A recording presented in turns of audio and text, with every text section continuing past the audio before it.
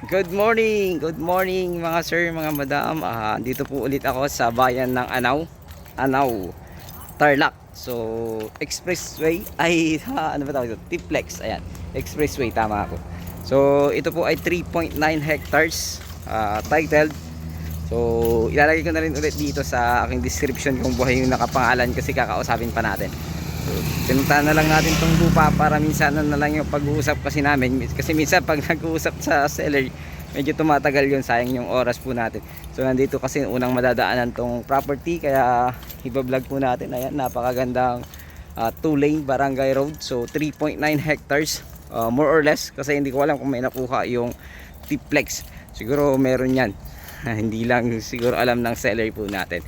So ayan, Anaw Tarlac. So near Tiplex, napakalapit lang, siguro wala pang, sabihin na natin nasa 600 to 700 meters from Tiplex exit ng Anaw. So ayan, ito, ayan, Tiplex mismo yan, ilalim ng Tiplex yan. So 2 lane to na, tong barangay ro naman yan, 2 lane. So may mga tanim siyang ganito, ewan ko kung anong mga puno to eh. Parang namumulaklak ata to na puno. So di ko sure kung kasali sa property ito, kung sila ang nagtanim pala. So ayan, ito yung boundary. Kitang kita naman yun yung boundary ng Tiplex. Ayan, kasi boundary yan ng Tiplex. So sa mga may budget sa pagbubukas ng Tiplex o kayang makipag negotiate sa Tiplex, ayun, pwede po ito. So tuloy natin, medyo lumabo kasi pinunasan ko lang. So ito, hanggang doon po yan. So sa drone, mamarkahan ko ulit. So umuulan ngayon, kaya yung drone natin nagluluko-luko, pero at least nakuhanan ko naman. So may mga tanim siyang rice ngayon. So palay. At ayun, ulitin ko. Ito po ay town proper ng Anaw, Tarlac. So napakalapit lang from bayan ito. Siguro ganun din, nasa 600 meters more or less from town proper ng Anaw, Tarlac. Ganun din sa Tiplex, napakalapit. So ayan kung kayang-kaya nyo lang magpabukas, ayan, tanaw na tanaw po yung Anaw exit, sabi niya ganun.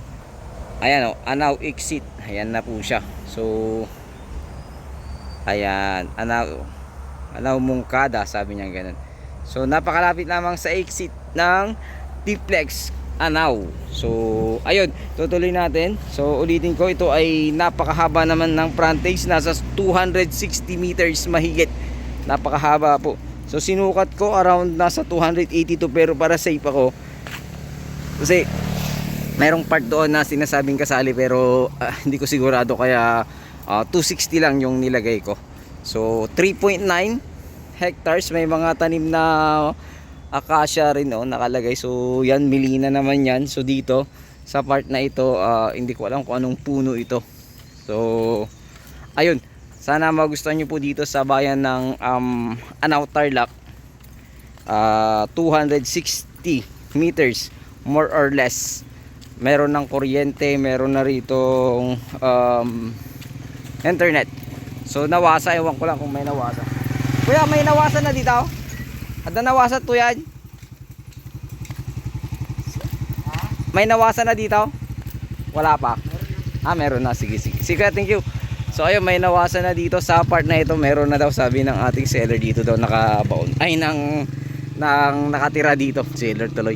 So sabi na nakatira dito, meron nang nawasa. So meron nang source ng water. So meron ka ng maraming bahay dyan eh. Maraming nakabili dyan sa part na yan. So ayun, napakaganda ng property, nga lang 700 per square meter ito. Negotiable naman ayon sa ating kasama. So capital gain tax, pag-usapan nyo na lang ng ating seller. Pero sabi naman nila sa 700, sagot po nila yung capital gain tax. So napakahaba ng frontage nito. Pupuntahan ko lang para po makita po ninyo. So ulan-ulan ngayon, tsaga-tsaga lang sa pag-i-agent. Kahit maulan, kailangan nating mag-vlog. At syempre, kailangan nating makabenta. So sana makabenta na tayo. So ayun, tuloy-tuloy lang sa pag-vlog mga idol. So itong mga bago nating kasama ngayon, lumalakas yung ulan. So ito, puntaan natin hanggang dulo. So yung frontage nito nasa 260, malayo pa. So pupuntahan ko para po makita po ninyo. At least kahit nakita sa drone, may ipapakita ko lang. Bro, puntahan ko lang yung para may pakita lang ito eh. Ayan, kasali pa yan eh, yan yung part na yan. So dyan sa likod niyan, mayroong nakita ko kanina, may parang creek siya eh. So parang may creek po siya. So napaka ganda po ng property na ito kasi mayroong drainage din. So pwede kang magtayo dito ng event place. Ayan, kasi napakalapit lang ng bayan, napakalapit din po ng Tiplex. Ayan. So napakaluwang kasi ng frontage, tapos pahaba kasi siya. Hindi siya lapad, kundi pahaba 262, tapos malapad na hindi ganun kalapad. So ayun, ayan lang mga tanim niya. May isang mangga sa gitna. Ayan, mangga yan. So napakaganda itong gawing ano to, kumbaga residential area. Pagdating ng araw, kung makita nyo, napakarami ng bahay dito. Meron nang nawasa kasi, meron ng meron pa siyang deep well oh. Ayan, deep well, pero hindi na siguro ginagamit yan. So ayun, napakaganda nito na kung ikaw ay namumuhunan sa subdivide lot, isa kang developer, meron kang puhunan, pwede ito. Pero hindi po siya pwede sa hulugan or yung paunti-unting bayad. Cash po ang gusto ng seller po natin. So ayun, sa mga may puhunan lang talaga na nagdi-develop. So hanggang dyan po yung property. So yun po kasi yung hindi ko sure kung kasali doon, kaya 260 meters lang yung nilagay kong frontage nya. So ayan, hanggang dyan sa may poste na yan. So pag ganun na siya, hanggang dun pa, so masisilip dun. Maluwang pa eh, napakahaba pa, hanggang dun pa yung tinuturo ng ating seller, kaya ay ng ating kasama. Kaya lang may tanim ka ding mahogany dyan na parang bakod, pero hindi naman siguro so hanggang dito lang 260 yung aking pinapakita sa inyo na frontage nya, kasi yun lang yung nakikita ko na maaring boundary ng property natin. So ayun, sana magustuhan nyo po ito dito sa bayan ng Anao, Tarlac. Title po ito, ilalagay ko po sa description ko yung kumpletong details ng property. Pasensya na kayo, nabubulol na tayo. So ayun, ang kagandahan naman nito mga sir, mga madam, ay na along 2 lane barangay road. So from town proper, nasa ano lang, wala pang 1 kilometro, sabi mo na 600 meters more or less. Ganon din sa Tiplex, 600 meters more or less din. Napakalapit lamang po mga sir, mga madam. So kahit sabihin na natin 1 kilometer, both 1 kilometer siya, malapit pa rin po. So ayun, sana magustuhan nyo po ito dito sa bayan ng Anao, Tarlac. So ito yung lingkod, Agent Joel. So please don't forget to like and share and subscribe sa aking munting channel, Mucha and Joel Lot Vlog. So sana magustuhan nyo po ito.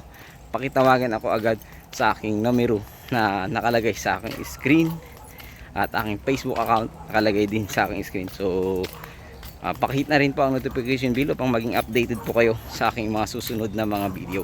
So ito po yung property, 2 lane, palabas po yan ng bayan at saka Tiplex. So sana magustuhan nyo po, at huwag po kayong mag-atubiling, tawagan po ako agad sa aking numero. Yun, muli, maraming salamat. Ito pang lingkod, Agent Joel.